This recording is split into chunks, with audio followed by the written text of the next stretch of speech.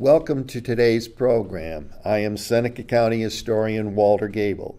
This program is the second in my occasional series of people with Finger Lakes roots. This program deals with Jemima Wilkinson, who has become known as the public universal friend. Jemima Wilkinson was born in the town of Cumberland in Rhode Island Colony in 1758. Her parents were Quakers, or Friends. Because Roger Williams had established this colony with religious freedom, Quakers and other dissident religious groups could live comfortably there. As was true of most girls of her time, Jemima had little formal education. She was an avid reader, however, of the Bible and of Quaker history and beliefs. Thus, as a Quaker, she knew that God makes his will known through an inner light within an individual, and this was quite different from the Calvinist or Presbyterian doctrine at the time. At the age of 18, she heard preacher George Whitefield.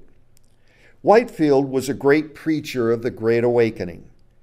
As a result of Whitefield's preaching, a new religious sect arose. This new religious sect was known as the New Lights. These New Lights believed there was an inner light that came from God. In August 1776, Jemima Wilkinson joined a New Light Baptist Church group, which led to her being expelled from her Quaker meeting group. In October 1776, Jemima became ill. After this illness had laid her low for 9 days, she began to preach. Her sermons dealt with the need to live a moral life, the dangers of sin, and the need for repentance. As I said, her sermons dealt with the need to live a moral life, about the dangers of sin and the need for repentance. And as a preacher, she made a striking appearance in her loosely flowing black robe with a white cravat at her neck.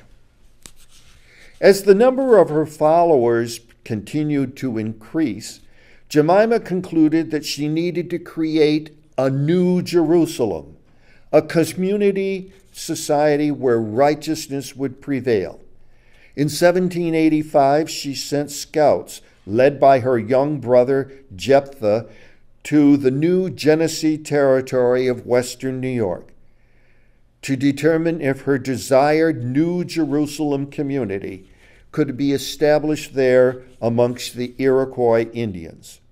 The scouts came back with a favorable report. In 1787, a small group of explorers found a favorable spot on the western side of Seneca Lake.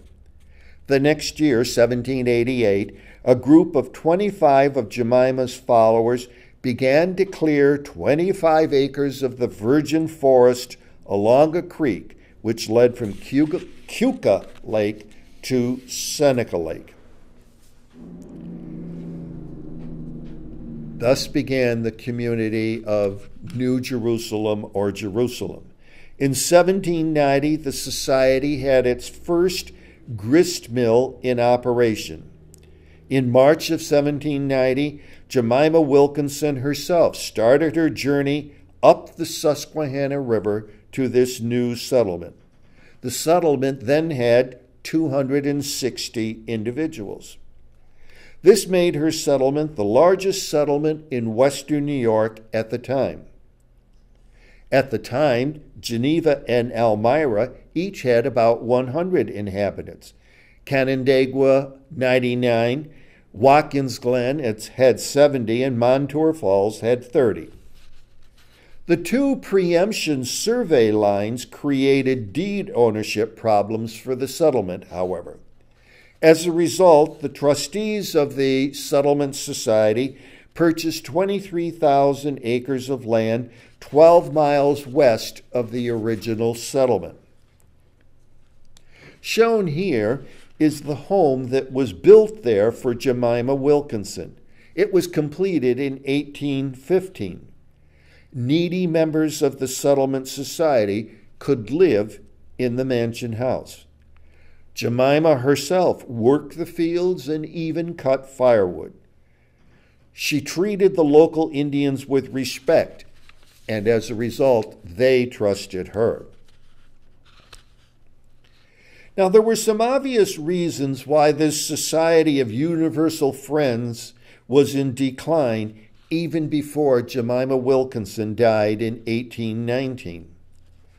The Society's belief in celibacy meant a decline in numbers because new people were not coming to the settlement. People who left the Society in many cases raised legal charges against the Society, forcing the Society trustees to devote most of their time and energy on litigation matters.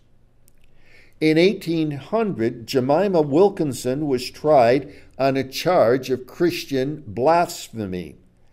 The judge ruled that religious blasphemy was not a charge that could be tried in a civil court because of the legal principles of separation of church and state.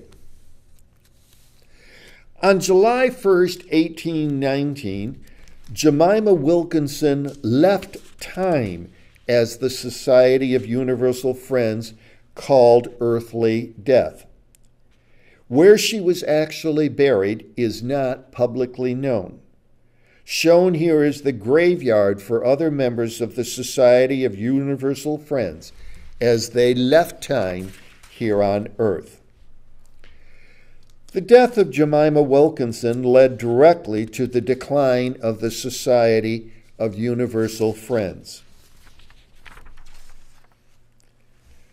Nevertheless, Jemima Wilkinson and the Society of Universal Friends have an important legacy. Her house still stands in Penn Yan.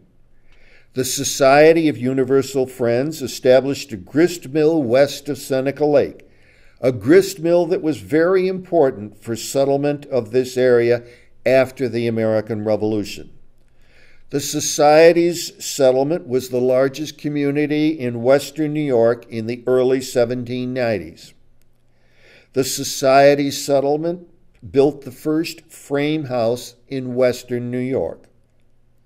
Although the settlement declined, many former members of the Society of Universal Friends went on to join other liberal Protestant groups, and many of those groups became active in the reform zeal that swept through the burned-over district of western New York in the last couple decades before the Civil War. I hope that you have enjoyed this second in the Famous People of the Finger Lakes series, in which helps us to understand more about our Finger Lakes history.